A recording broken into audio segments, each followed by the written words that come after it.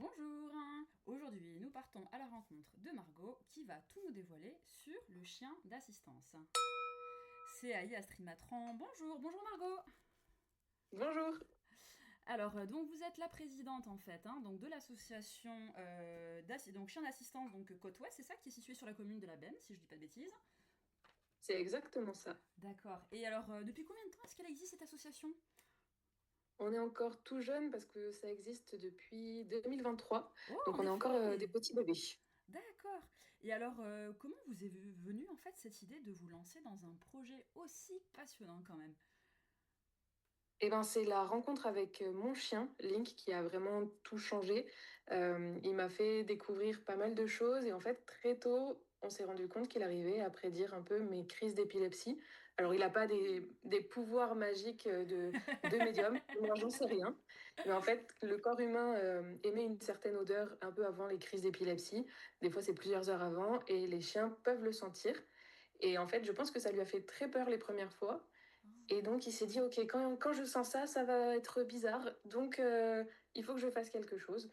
Donc, la première étape, ça a été de positiver les crises pour lui, pour pas qu'il en ait peur, pour que dans sa tête, ça soit un peu égal à un super moment qui va arriver pour lui. Donc, mes parents lui donnaient des friandises ou jouaient avec lui quand ça arrivait, que moi, je pouvais pas m'en occuper, du coup.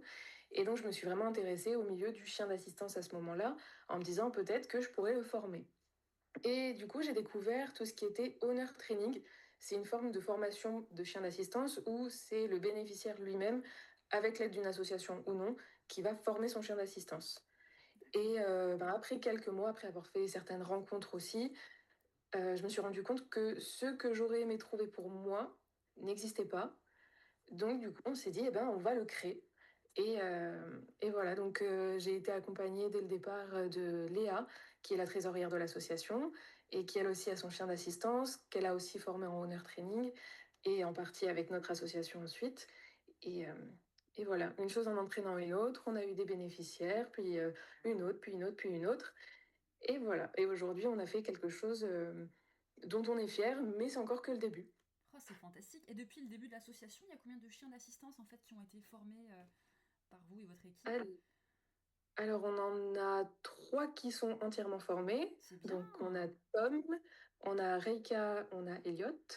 Il y a Link, donc, qui est mon chien à moi, qui va certainement passer son certificat d'aptitude à la fin de l'année. Bravo. Donc, après, il sera un grand garçon. On a Murphy qui est en formation depuis 6 mois. Et là, dans quelques mois, on a Storm qui va arriver en formation aussi. Pour l'instant, il est encore un peu petit, donc il est tranquillement avec son humain. Il crée leur lien avant de commencer à travailler. Oh, c'est super, c'est magnifique. Donc, si on pouvait décrire quelles sont les principales missions de l'association, voilà, parce qu'elles font vraiment le lien en fait entre ces deux univers. Donc, si on devait les résumer, comment pourrait-on le faire finalement? Alors, pour résumer très très rapidement, c'est...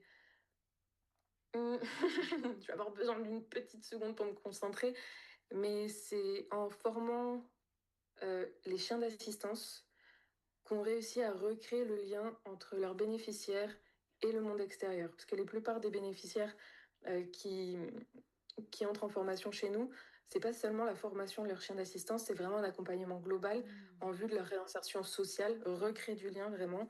Euh, Si possible, réinsérer professionnellement aussi. Et en fait, nous, ce qui est un peu différent par rapport aux autres associations de formation de chiens d'assistance, c'est que le bénéficiaire a son chien dès le départ et qui forme avec nous son chien d'assistance. Alors, c'est pas vraiment du honor training parce que c'est entièrement encadré. On se voit plusieurs fois par mois. On donne des cours aux bénéficiaires. Le bénéficiaire n'a rien à payer. D'accord. On prend tout en charge. Et, et voilà, on s'occupe de faire en sorte que la reconnexion avec le monde pour l'humain soit vraiment très progressive Hmm. pour qu'ensuite la personne puisse prendre son envol.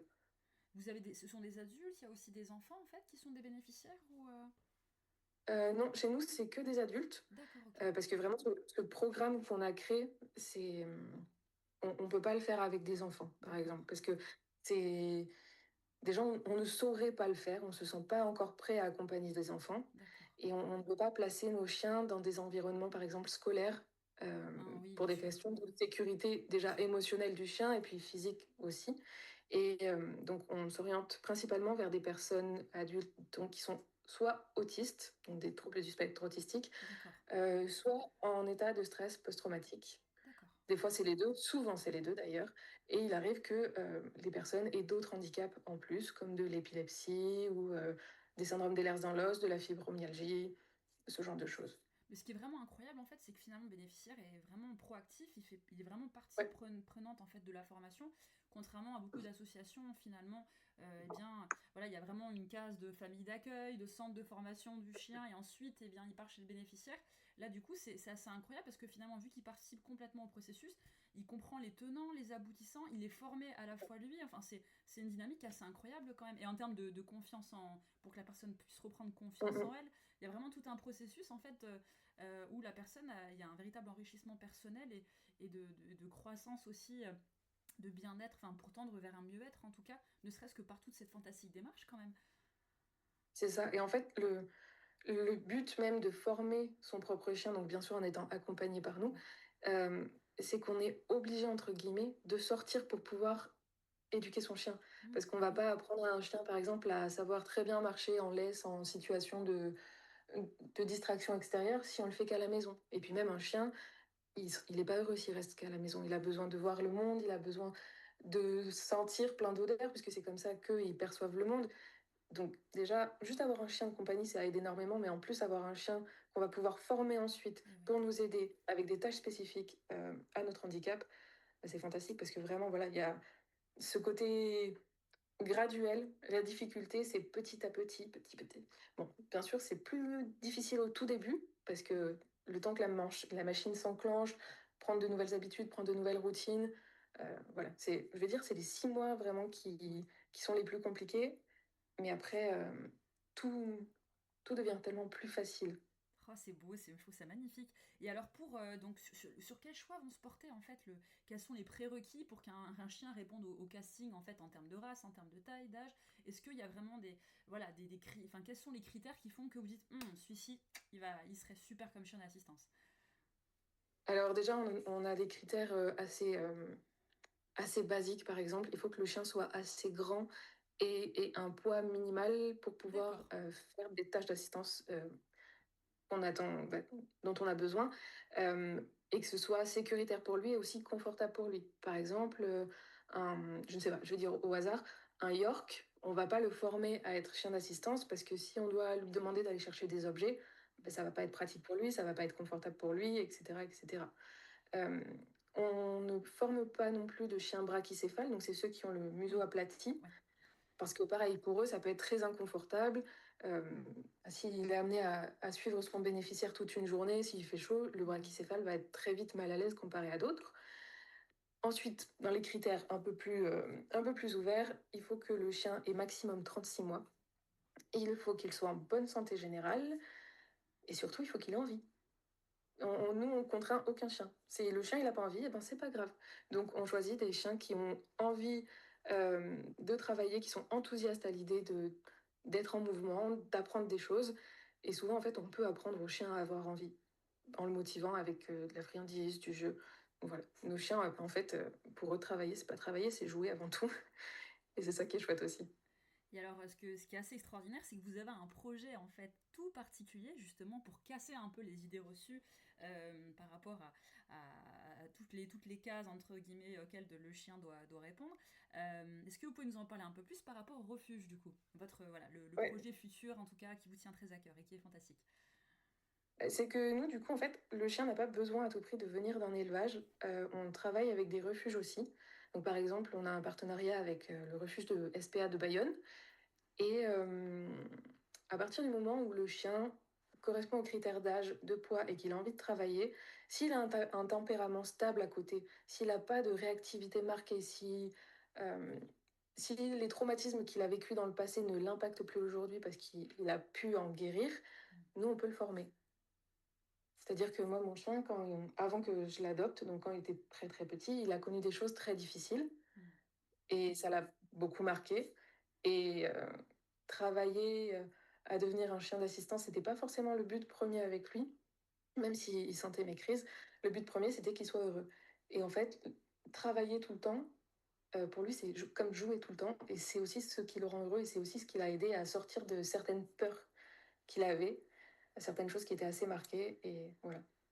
On n'est pas obligé de partir d'un chien qui sort d'un élevage, même si c'est un élevage formidable. On peut faire travailler et apprendre et travailler avec un chien qui a vécu des choses avant, à partir du moment où il en a envie, une fois de plus. Enfin, c'est une belle reconversion, entre guillemets, enfin, pardon pour le terme, mais voilà, c'est un beau projet de vie, en fait, différent, lui offrir aussi une autre vie où il apporte aussi au monde, bah, enfin, voilà, encore plus sa présence, et puis sur des projets quand même qui sont assez extraordinaires. Alors, du coup, le temps de formation, donc là encore, il y a une spécificité vraiment très particulière au niveau de la formation, vous allez nous expliquer. Comment ça se passe, en fait, entre le moment donc, où vous allez sélectionner le chien, et au moment où il aura vraiment son certificat en fait avec son nouveau propriétaire ou bénéficiaire. Enfin, racontez-nous tout comment ça se passe. Donc nous, par où commencer? Nous déjà, certains bénéficiaires font appel à nous en ayant déjà un chien. Donc si le chien correspond aux critères D'accord. dont on a déjà parlé, on va pouvoir former ce chien. Sinon, on va l'aider à en trouver un Ok. auprès de nos partenaires euh, divers et variés. Donc si le chiot est encore petit, eh ben, on va d'abord travailler au lien avec son humain, son bénéficiaire. Euh, on va pas les prendre en formation de suite, on va leur dire en gros, faites connaissance, apprenez à vous connaître, apprenez à vous apprécier, à voir comment chacun fonctionne, et après on va partir en formation. S'il y a besoin, nous on est là, on va vous conseiller, mais voilà, le chien d'abord il a besoin d'apprendre à vous connaître. Ça c'est vrai aussi même si c'est un adulte qu'on vient d'adopter en refuge. Ouais. D'abord on se connaît, et ensuite on s'y met. Ensuite, si on part, mettons, d'un chiot, pendant toute la première année, on va lui apprendre vraiment les bases. On va tout ce qui est socialisation, sociabilisation, vraiment assez poussé pour qu'il soit à l'aise en tout contexte. Bon, bien sûr, sauf les choses vraiment En extraordinaires, il y a des ville, choses à qu'on peut la pas. campagne, voilà, avec d'autres Voilà. chiens, à la sortie des écoles, L'idée, enfin c'est qu'il tout, soit bien tout dans va ses bien. pattes, Ouais. bien dans sa tête. Et voilà, entre gros guillemets, on va l'éduquer à devenir le parfait chien de famille. Entre gros guillemets, parce que c'est des êtres vivants, personne n'est Bien sûr, parfait. bien sûr, bien sûr. La deuxième année, c'est là où on va entamer tout ce qui est éducation spécifique. Donc, D'accord. on va lui apprendre les tâches propres au handicap. Et pour nous, c'est très important de vraiment faire en deux grosses parties pour éviter que les personnes rushent directement, se Ouais. mettent la pression inutilement et mettent la pression sur le chien aussi. C'est très important de faire les choses progressivement. Et donc voilà, nous, on est là à chaque étape du parcours. Toutes les semaines, on se voit. Tous les mois, on se voit. Tous les D'accord. semestres, gros bilan. Et à la fin de la formation, du coup, on passe le certificat d'aptitude où pendant une journée, donc c'est vraiment une grosse journée, on va tester les savoir-faire et les savoir-être du chien. Euh, on va s'assurer, bien sûr, qu'il est bien mentalement, parce que on les voit toutes les semaines, mais c'est quand on les voit vraiment sur une journée qu'on peut voir même comment ils sont, quand ils sont un peu fatigués, quand ils sont un Oui. peu frustrés. Ouais. Et voilà, pour nous, c'est très important d'avoir des chiens qui soient bien dans leur tête. Une fois de plus, vraiment, c'est des chiens avant tout, c'est des êtres vivants avant tout, avant d'être nos binômes et nos chiens d'assistance. Super, c'est bon. C'est et alors donc juste enfin, alors donc sur vous parliez justement donc sur les comment dire sur par rapport au niveau du job que ces chiens ont. Alors quel est le type de formation très spécifique qu'ils vont recevoir? Par exemple, quand la personne fait une panique, comment enfin quels sont si vous pouvez donner des exemples un petit peu plus concrets vraiment que c'est ce qui va caractériser en fait ce type de chien d'assistance, qu'est-ce qu'ils vont savoir faire d'autre de plus qu'un chien de compagnie par Que les exemple. chiens normaux. Voilà, si je puis C'est vrai dire. que pour, Sans pour vouloir moi, c'est tellement les... évident que du coup, je pense pas le dire. Mais pas Mais, pour tout le euh, monde. mais oui, c'est vrai, c'est vrai. Alors, ce qui caractérise un chien d'assistance, déjà, c'est le fait de savoir faire des tâches en particulier, effectivement, mais c'est aussi le fait que son humain soit handicapé et possède une CMI, donc c'est une carte mobilité inclusion. D'accord. C'est la carte qui reconnaît qu'on est handicapé. Bref.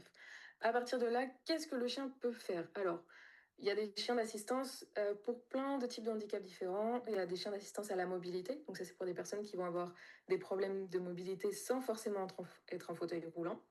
Donc ça peut être des chiens qui vont ouvrir et fermer des portes, allumer et éteindre les lumières, aller chercher des objets à distance, aller chercher des gens à distance, vous aider à vous relever si vous tombez, euh, vous aider à déplacer votre fauteuil roulant si jamais vous êtes en fauteuil roulant, Ça peut être des choses comme ça. Ensuite, bien sûr, on a des chiens guides. Donc, nous, on ne fait pas de chien guide. Ça, c'est pour les personnes malvoyantes et aveugles. Donc, le chien va apprendre à guider son bénéficiaire, entre autres, à lui faire du rapport d'objet. Il y a les chiens écouteurs qu'on ne fait pas non plus, mais souvent, ils sont oubliés. C'est des chiens d'assistance. Oui, pardon. Non, mais oui, chien écouteur, ok. Pour les Ok, personnes, du coup, qui sont, voilà, exactement. qui sont sourdes ou Qui, bien qui... malentendantes, pardon, excuse-moi. C'est exactement ça. Ah, Et c'est vrai que peu d'accord. de personnes les connaissent, mais Ah ils oui, font un oui. travail incroyable. Ensuite, qu'est-ce qu'on a? Eh bien, on a les chiens d'alerte médicale et de réponse médicale. Donc, ça va être des chiens qui peuvent prévenir les crises d'épilepsie, euh, les hyperhypoglycémies en cas de diabète, mais pas seulement. Ils peuvent aussi prévoir dans certains cas les migraines, les problèmes cardiaques, hausse et baisse du niveau cardiaque, de tension aussi.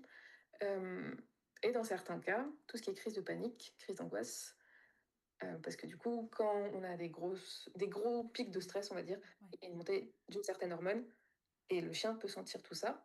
Et ensuite, on a les chiens d'assistance dits psychiques ou psychiatriques qui vont aider les personnes qui ont des troubles comme de l'autisme, du stress post-traumatique. Donc c'est un peu ce qu'on fait, Voilà, c'est ce sachant que que nous, j'aime. nos Donc, chiens, d'accord, donc vous, c'est voilà. cette catégorie spécifique-là, en tout cas. Sachant qu'en fait, nos chiens sont des chiens d'assistance polyvalents. C'est-à-dire qu'ils ne sont pas seulement chiens d'assistance psychiatrique, en général, ils sont aussi chiens d'alerte médicale à côté. Euh, et parfois chiens d'aide à la mobilité aussi. D'accord, Donc c'est donc pour ce ça, sont ce des sont couteaux des chiens suisses, en fait. d'assistance Ils savent tout faire, polyvalents. vos chiens. C'est ça. Ils sont trop forts, ils savent tout faire. Waouh. Et du coup, qu'est-ce qu'on peut faire quand on est un chien d'assistance pour, euh, pour une personne autiste ou en stress post-traumatique? Et bien là aussi, il y a plein de choses que les gens souvent ignorent. Mais par exemple, donc, ils peuvent prévenir dans certains cas les crises autistiques ou les crises de panique, pareil, au niveau de l'odorat, ou en reconnaissant des signaux particuliers auprès de leur humain. Donc ça va être la respiration qui s'accélère d'un coup, un peu d'agitation dans le comportement, ou des comportements qui se répètent, comme par exemple commencer à beaucoup se gratter ou à D'accord. bouger les doigts. Le chien va reconnaître. À partir de là, qu'est-ce qu'il fait? Eh ben, il fait ce qu'on lui a appris. Donc là aussi, c'est personnalisé.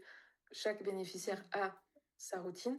Donc en réponse médicale, il va soit aller chercher une pochette à médicaments, soit montrer qu'il est là. Parce que des fois, juste un chien qui vous fait boum boum sur la cuisse comme ça permet de se réancrer dans le présent.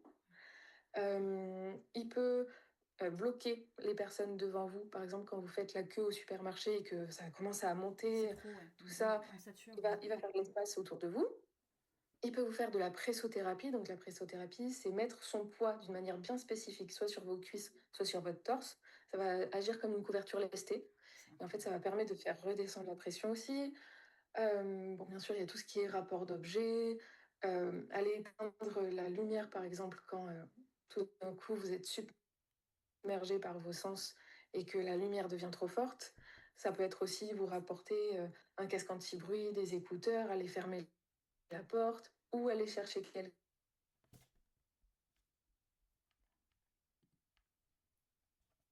Alors, j'ai coupé la caméra parce qu'on a un petit problème de connexion, on dirait.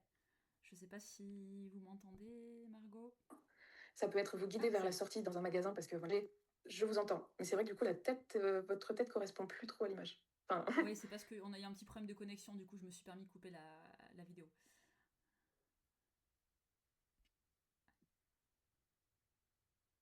Alors, ça va durer. Ah, ça y est, vous êtes de retour. C'est bon?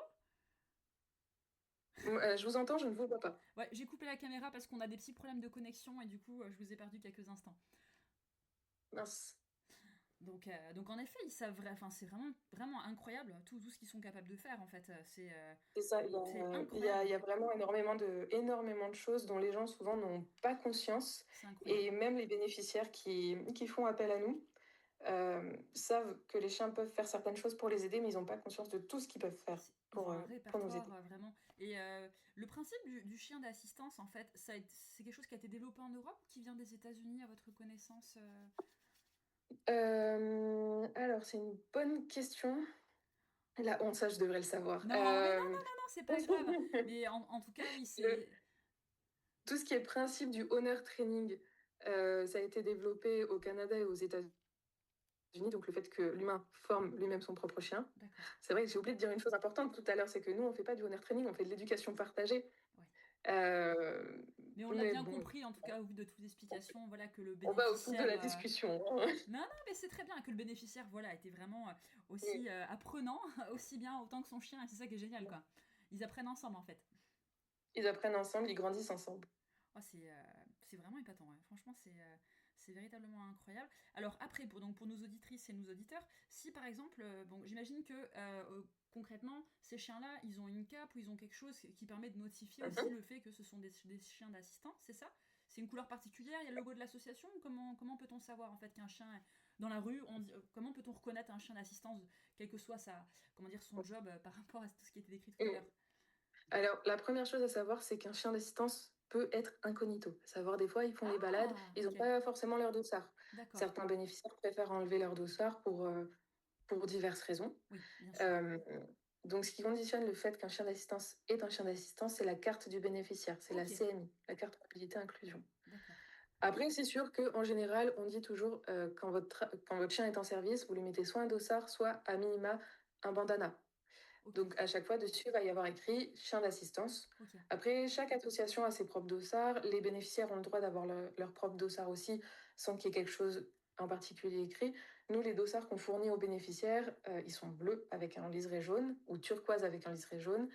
Il y a écrit dessus chien d'assistance avec un petit logo et ne pas distraire, parce que c'est très important. Il ne Ouais. faut jamais distraire un chien d'assistance qui est au travail, parce que non seulement ça peut vraiment créer des soucis à son Eh bénéficiaire, ça oui, peut oui, l'empêcher oui, oui. Mm. de travailler correctement. Et en plus de ça, en fait, le chien voit plein de monde tout le temps, toute la Eh journée. oui. Donc nous, quand on veut distraire un chien, on se dit oh, bon, c'est bon, c'est juste une fois. Mais le chien, en fait, c'est des dizaines de fois dans l'heure. Et C'est des dizaines de ce sont contacts. presque des mascottes en fait, hein, voilà, et on a envie de les caresser, Non, non, non. etc. Mais non, en fait, faut pas, il faut pas. Et Bah, en fait, pardon, oui, comme vous dites, il faut faire preuve d'ignorance et de respect. Voilà, c'est ça, il travaille, il faut le laisser tranquille, et il faut respecter l'un et l'autre, le binôme. Mais voilà, il faut c'est ça. pas effectuer ni de Après, caresses ni. on se doute bien que voilà, voir un chien d'assistance, par exemple, dans un supermarché, ça interpelle, c'est pas courant. Donc ça, Oui, on en a conscience. Donc on ne va pas demander aux gens de ne pas être surpris, de ne pas regarder. Par contre, on va demander aux gens de ne pas distraire le chien, ouais. dans la mesure du possible, de ne pas interagir avec la personne, parce que voilà, on ne connaît pas l'handicap de la personne en face.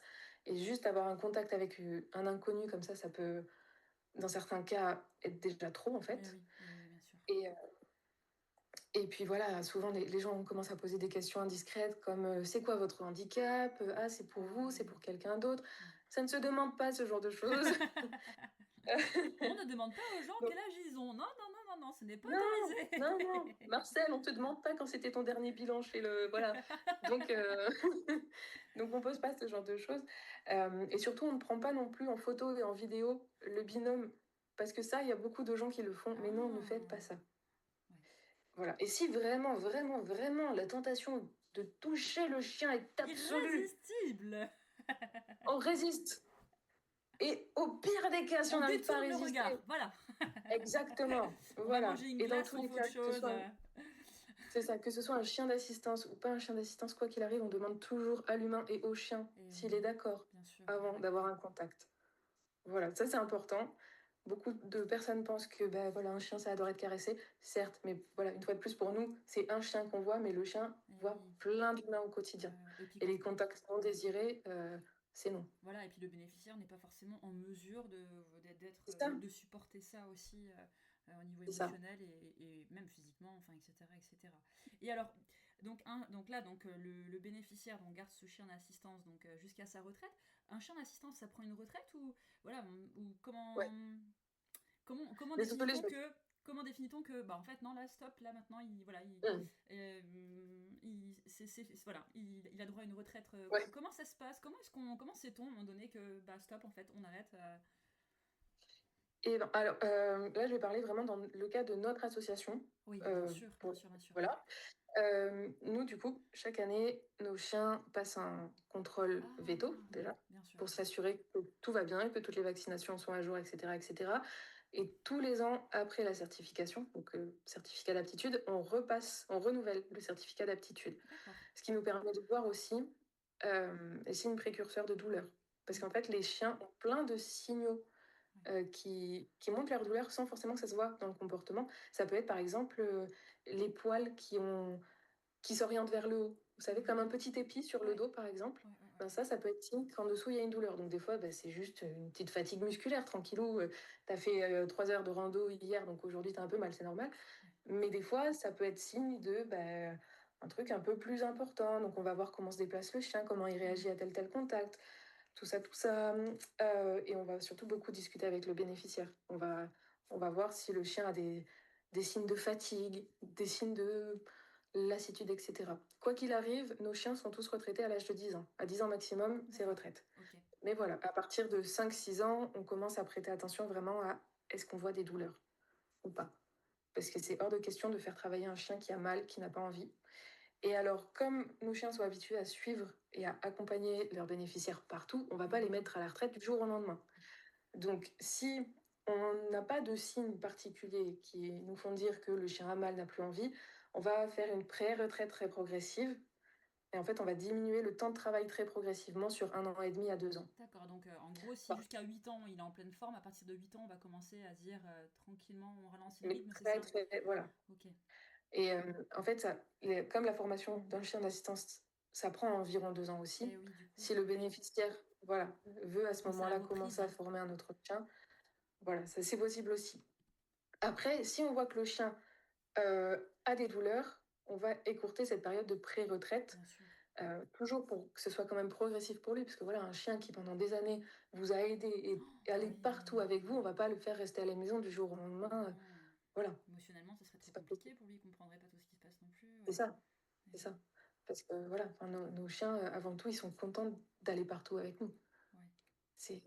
C'est aussi pour ça, souvent, les gens nous disent ah, mais vous n'avez pas honte de le faire travailler. Mais lui, il voit pas ça comme du travail. Lui, Non. il est très, très content.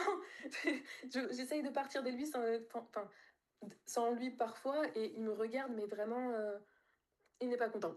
T'es sérieuse là? Tu parles vraiment sans moi? Non, mais vraiment, ouais, ben oui, oui, C'est oui. pas, c'est pas conforme au règlement, c'est pas normal du tout. Je reviens. D'après la page Parce que, 43, l'article 3, tu. Et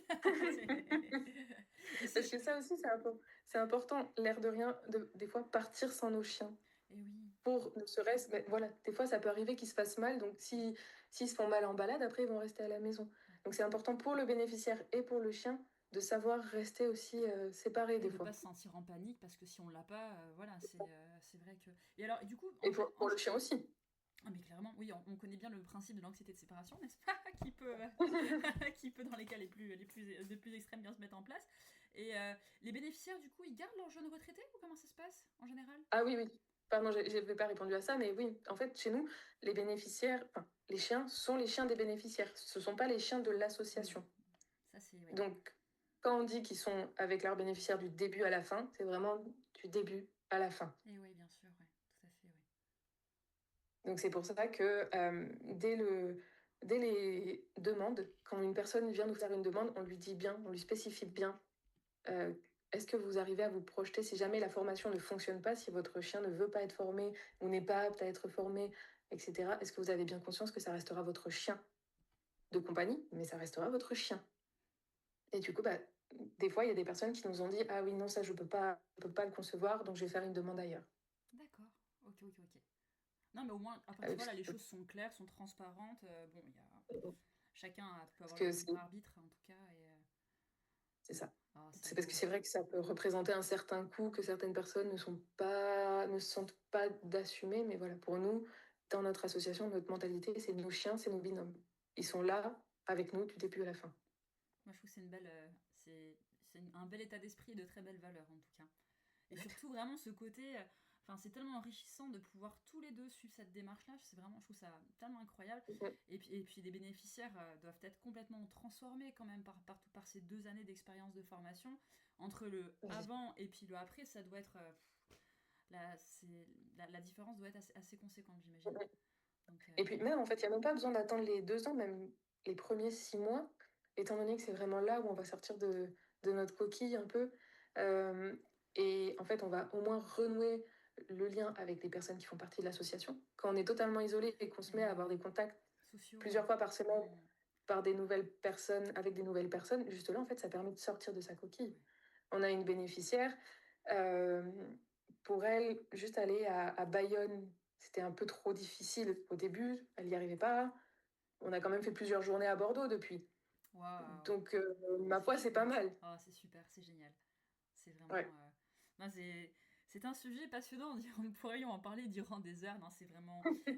Enfin, en tout cas, bravo pour le travail que vous faites, aussi bien pour ces bénéficiaires que pour ces toutous. C'est juste magnifique en fait, et tout le monde ne peut que sortir grandi d'une telle expérience parce que c'est juste très beau. Si on devait avoir le petit mot de la fin, ce qui est une anecdote ou quelque chose de très particulier que vous voulez rajouter, voilà, pour clôturer la thématique du chien d'assistance.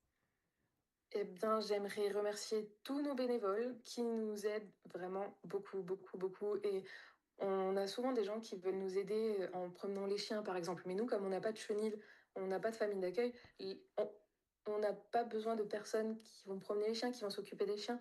Euh, Et donc, voilà, quand on dit ça aux gens, en général, ils sont là, bon, ben tant pis, je m'en vais, au revoir.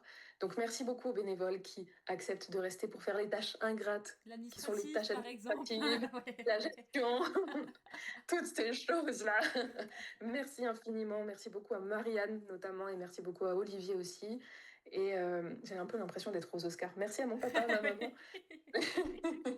Et merci aux bénéficiaires aussi qui nous font confiance et à toutes les personnes extérieures qui parlent de nous en bien et qui nous aident, ne serait-ce qu'avec un petit partage de temps en temps sur les réseaux sociaux. Nous, on fonctionne sans aide publique actuellement et on prend tout en charge pour nos Waouh, bénéficiaires. bravo. Donc, chaque partage, chaque don, même si c'est 1 euro, pour vous, c'est peut-être pas grand-chose, mais pour nous, c'est déjà quelque chose. De toute façon, on mettra Donc, les liens, bien entendu, de l'association et toutes les références, voilà, pour ceux qui auront la chance d'écouter cet échange passionnant. En tout cas, merci beaucoup, Margot. Ce fut un plaisir. Merci de tous ces minutes consacrées et vraiment de ce bel investissement dont vous faites preuve pour de très belles causes. Ça, c'est d'une évidence merci à absolue. vous. Et on vous souhaite à tous une très belle semaine.